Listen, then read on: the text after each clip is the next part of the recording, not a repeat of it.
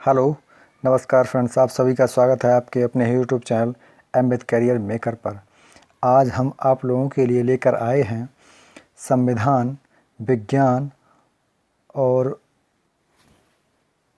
राष्ट्रीय प्रतीक चिन्हों से संबंधित कुछ महत्वपूर्ण प्रश्न जो अब तक कई बार प्रतियोगी परीक्षाओं में रिपीट हो चुके हैं और इन प्रश्नों के आगे भी रिपीट होने की पूर्ण संभावना है। इसलिए इन प्रश्नों पर विशेष ध्यान दें।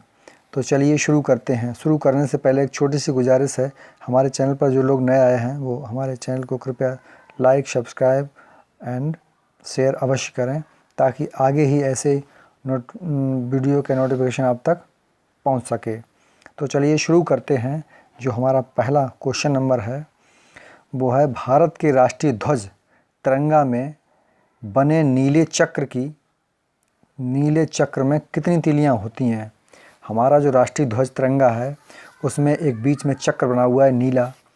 इस नीले चक्र में कितनी तीलियां हैं? तो इसका जो सही जवाब है वह ऑप्शन नंबर 4, 24 तीलियां हैं। क्वेश्चन नंबर अगला आता है, भारत के राष्ट्रीय ध्वज तिरंगा की लंबाई और चौड़ाई का अनुपात क्या है? यह भी क्वेश्चन मोस्ट इम्पोर्टेंट है और ये कई बार पूछा जा चुका है। मोस्ट इम्पोर्टेंट क्वेश्चन है। तो इसका जो सही अनुपात है वो है ऑप्शन नंबर पहला, 3:2। क्या होता है, कभी कभी परीक्षाओं में एग्ज़ामिनर जो है वो इसको बदल देता है, मतलब चौड़ाई और लंबाई का अनुपात बना देता है। वहाँ पर अक्सर गलत होने की संभावना बढ़ जाती है। तो इस पर विशेष ध्यान रहे। यहाँ पर लंबाई और चौड़ाई का अनुपात दिया है 3:2। ठीक है। क्वेश्चन नंबर अगला आता है, राष्ट्रीय ध्वज का प्रारूप संविधान निर्मात्री सभा द्वारा कब अपनाया गया? तो जो इसका सही जवाब है वो है ऑप्शन नंबर 2, 22 जुलाई 1947। ऑप्शन नंबर 2 बिल्कुल सही है। क्वेश्चन नंबर अगला आता है, भारत का सबसे ऊंचा तिरंगा झंडा 5 मार्च 2017 को कहाँ फहराया गया था? इसका जो सही जवाब है वो है अटारी बॉर्डर पर। ठीक है, ऑप्शन नंबर पहला ही सही है। क्वेश्चन नंबर अगला आता है, भारत का राष्ट्रीय चिन्ह कब अपनाया गया? भारत का जो राष्ट्रीय चिन्ह है वो कब अपनाया गया संविधान सभा के द्वारा? तो इसका जो सही जवाब है वो है 26 जनवरी 1950। ऑप्शन नंबर चौथा सही है। क्वेश्चन नंबर अगला आता है, भारत के राष्ट्रीय चिन्ह के मूल स्तंभ में कितने सिंह हैं? भारत का जो राष्ट्रीय चिन्ह है, अशोक की लाट जिसे बोलते हैं, उसमें कितने स्तंभ हैं, मूल स्तंभ कितने हैं? तो इसका सही जवाब है 4। जो सिंह है उसमें 4 हैं, क्योंकि 3 एक तरफ मुँह किए हुए हैं, चौथा जो है वो उस तरफ मुँह किए, वो दिखाई नहीं देता है। और ये हम क्वेश्चन जो लाए हैं ये बहुत ही नॉर्मल क्वेश्चन है, मतलब ये इतना ज्ञान तो होना ही चाहिए। जो कॉम्पिटिटिव परीक्षा की तैयारी करते हैं ये बहुत ही साधारण से क्वेश्चन है। क्वेश्चन नंबर अगला आता है, इसका चौथा नंबर सही है, ऑप्शन नंबर 4। क्वेश्चन नंबर अगला आता है, भारत के राष्ट्रीय चिन्ह के मूल स्तंभ में नीचे लिखे देवनागरी लिपि में सत्यमेव जयते कहाँ से लिया गया है? इसका जो सही जवाब है ऑप्शन नंबर पहला ही है, मुंडकोपनिषद से। ये मुंडकोपनिषद से लिया गया है। ऑप्शन नंबर पहला सही है। क्वेश्चन नंबर अगला आता है, भारत का राष्ट्रीय चिन्ह कहाँ से लिया गया है? भारत का जो राष्ट्रीय चिन्ह है वो कहाँ से लिया गया है? इसका सही जवाब है ऑप्शन नंबर 3, सारनाथ से। क्वेश्चन नंबर अगला आता है, भारत के राष्ट्रीय चिन्ह पर भारत के राष्ट्रीय चिन्ह पर न दिखने वाले शेर कितने हैं? अभी थोड़ी देर पहले हमने यही बात बताई थी। भारत के राष्ट्रीय चिन्ह पर न दिखने वाले शेर कितने हैं? तो इसका सही जवाब है ऑप्शन नंबर पहला, 1 शेर है। क्वेश्चन नंबर अगला आता है, भारत का राष्ट्रीय गीत वंदे मातरम किसके द्वारा लिखा गया है? भारत का जो राष्ट्रीय गीत है वंदे मातरम वो किसके द्वारा लिखा गया है? इसका सही जवाब है option number 3, Bankim Chandra Chatterjee. Question number अगला आता है, भारत के राष्ट्रीय गीत को संविधान सभा के द्वारा कब अपनाया गया? भारत का जो राष्ट्रीय गीत है वो वंदे मातरम वो संविधान सभा के द्वारा कब अपनाया गया? तो इसका सही जवाब है 24 जनवरी 1950। ऑप्शन नंबर पहला ही सही है। क्वेश्चन नंबर अगला आता है, भारत के राष्ट्रीय गीत की रचना कब हुई थी? भारत का जो राष्ट्रीय गीत वंदे मातरम है उसकी रचना कब हुई थी? इसका सही जवाब है 1874 में। ऑप्शन नंबर 2 सही है। क्वेश्चन नंबर अगला आता है, राष्ट्रीय गीत भारतीय राष्ट्रीय कांग्रेस के कलकत्ता अधिवेशन में पहली बार कब गाया गया? तो इसका जो सही जवाब है वो है 1896। ऑप्शन नंबर 3 सही है।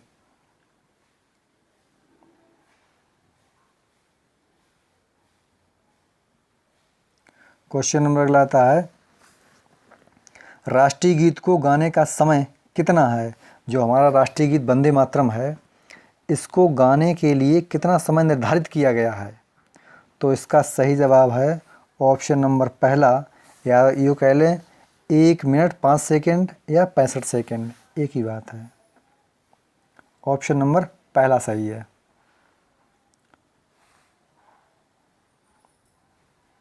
क्वेश्चन नंबर अगला आता है, राष्ट्रीय गीत भारतीय राष्ट्रीय कांग्रेस के कलकत्ता अधिवेशन 1896 में पहली बार गाया गया था। इस अधिवेशन की अध्यक्षता किसने की थी? कभी कभी ऐसा भी क्वेश्चन आ जाता है, अध्यक्ष पूछ लिए जाते हैं।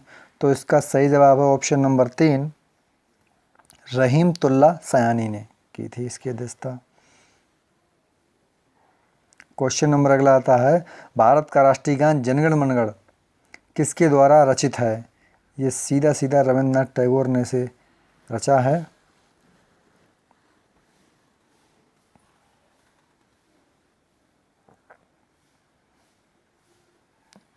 और क्वेश्चन नंबर अगला आता है, भारत का राष्ट्रीय गान जनगण मनगढ़ मूल रूप से किस भाषा में रचित है? ये किस भाषा में रचा गया है? तो इसका सही जवाब है ऑप्शन नंबर पहला, बांग्ला में। राष्ट्रीय गान जो हमारा है वो बांग्ला में इसका मूल पद है, मतलब रचना इसकी बांग्ला में हुई थी, उसके बाद इसका हिंदी रूपांतरण भी हुआ है। क्वेश्चन नंबर अगला आता है, भारत के राष्ट्रीय गान को कब अंगीकार किया गया? भारत के राष्ट्रीय गान को कब अंगीकार किया गया? इसका सही जवाब है ऑप्शन नंबर 2, 24 जनवरी 1950 को। ऑप्शन नंबर 2 सही है। क्वेश्चन नंबर अगला आता है, राष्ट्रीय गान में कुल कितने पद होते हैं? राष्ट्रीय गान में कुल कितने पद हैं? राष्ट्रीय गान में कुल हैं 5 पद। ऑप्शन नंबर 4 सही है। ऑप्शन नंबर 4 सही है, 5 पद हैं। क्वेश्चन नंबर अगला आता है, राष्ट्रीय गान के लिए किस पद को गाया जाता है? जो राष्ट्रीय गान हम गाते हैं वो कौन सा पद गाते हैं? वो गाते हैं पहला ही पद गाते हैं। ऑप्शन नंबर 2 सही है। इसमें 13 पंक्तियाँ हैं और इसको गाने का जो समय निर्धारित किया गया वो क्वेश्चन नंबर आगे है। राष्ट्रीय गान को गाने में कितना समय लगता है? राष्ट्रीय गान को गाने में कितना समय निर्धारित किया गया है? तो इसका सही जवाब है option number 2, 52 second. Question number अगला आता है, राष्ट्रीय गान को कुछ विशेष अवसरों पर गाने में कितना समय लगता है? जैसी कोई राष्ट्रीय आपदा आ जाए तो उस समय इसको मात्र 20 सेकंड में ही गाया जाता है। ऑप्शन नंबर पहला ही सही है। क्वेश्चन नंबर अगला आता है, राष्ट्रीय गान को सर्वप्रथम कब गाया गया था? राष्ट्रीय गान हमारा जो है जनगण मन सबसे पहले कब गाया गया था? तो इसका सही जवाब है ऑप्शन नंबर 2, 27 दिसंबर 1911 को ये पहली बार गाया गया था। ऑप्शन नंबर 2 सही है। क्वेश्चन नंबर अगला आता है, राष्ट्रीय पंचांग शक संवत पर आधारित है और यह कुषाण वंश के शासक कनिष्क ने प्रारंभ किया था। कनिष्क ने कब प्रारंभ किया था? तो इसका सही जवाब है ऑप्शन नंबर पहला ही 1878 ईस्वी में। क्वेश्चन नंबर अगला आता है, भारतीय संविधान सभा ने राष्ट्रीय पंचांग को कब स्वीकार किया? भारतीय संविधान सभा ने राष्ट्रीय पंचांग को कब स्वीकार किया? इसका सही जवाब है 22 मार्च 1957। ऑप्शन नंबर 2 सही है। क्वेश्चन नंबर अगला आता है, राष्ट्रीय पंचांग का पहला महीना कौन सा होता है? जो राष्ट्रीय पंचांग हमारा है उसका पहला महीना कौन सा होता है? इसका सही जवाब है ऑप्शन नंबर 3 चैत होते हैं। चैत्र पहला महीना होता है। ऑप्शन नंबर 3 सही है। क्वेश्चन नंबर अगला आता है, भारत का राष्ट्रीय जलीय जीव किसे और कब घोषित किया गया? इसका सही जवाब है ऑप्शन नंबर पहला ही सही है। 5 अक्टूबर 2009 को डॉल्फिन को घोषित किया गया था भारत में।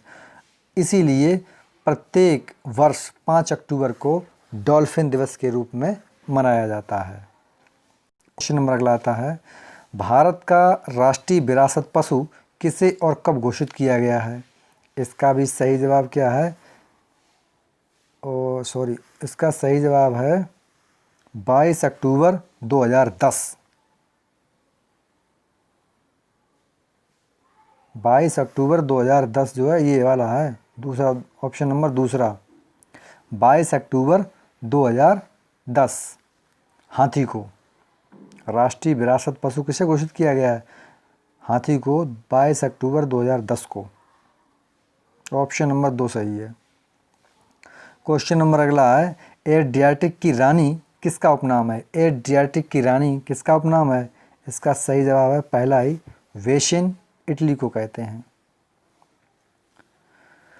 क्वेश्चन नंबर अगला आता है, हजारों झीलों की भूमि किसका उपनाम है? हजारों झीलों की भूमि कहा जाता है फिनलैंड को। ऑप्शन नंबर 3 सही है। क्वेश्चन नंबर आता है, पूर्व का मोती किसका उपनाम है? पूर्व का मोती किससे कहा जाता है? ये ऑप्शन नंबर 3 सही है, सिंगापुर को। क्वेश्चन नंबर आता है, बिहार केसरी किसका उपनाम है? बिहार केसरी, बिहार केसरी कहते हैं ऑप्शन नंबर पहला, डॉक्टर श्री कृष्ण सिंह को बिहार केसरी कहा जाता है। ऑप्शन नंबर पहला ही सही है।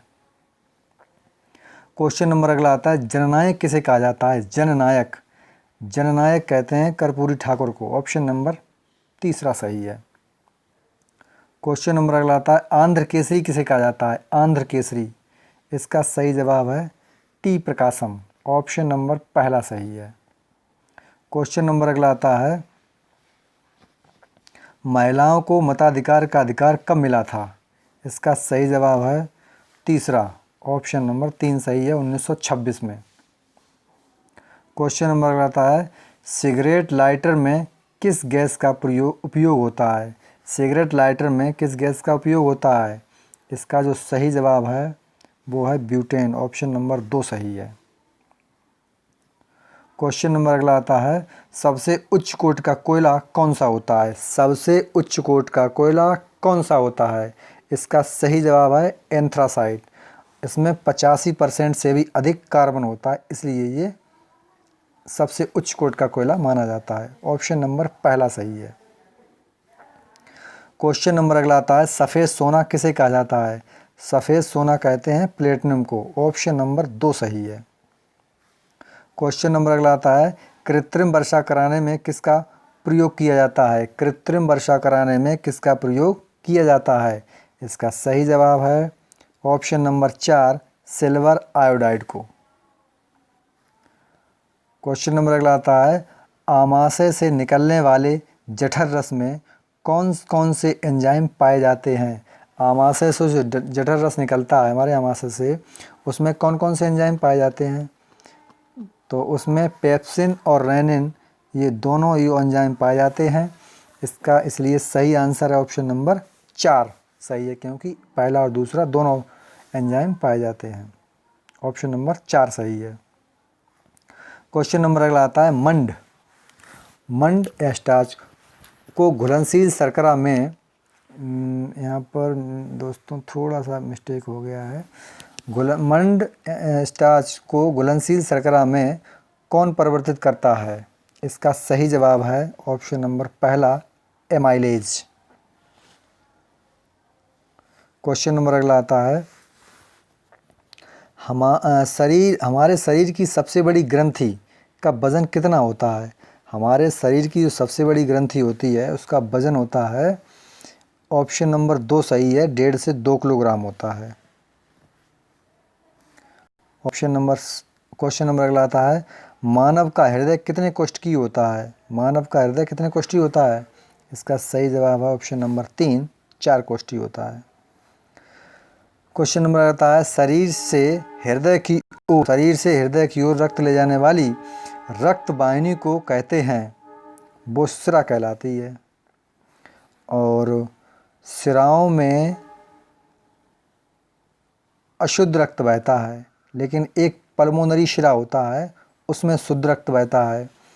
और जितनी भी धमनियाँ होती हैं उनमें शुद्ध रक्त बहता है, लेकिन जो पल्मोनरी धमनी होती है उसमें अशुद्ध रक्त बहता है। बिल्कुल विपरीत होता है दूसरे के। इसका ऑप्शन नंबर 2 सही है। क्वेश्चन नंबर अगला आता है, हृदय की धड़कन को नियंत्रित करने वाला हार्मोन है? हृदय की धड़कन को नियंत्रित करने वाला हार्मोन कौन सा है? इसका सही जवाब है ऑप्शन नंबर पहला, थायरोक्सिन।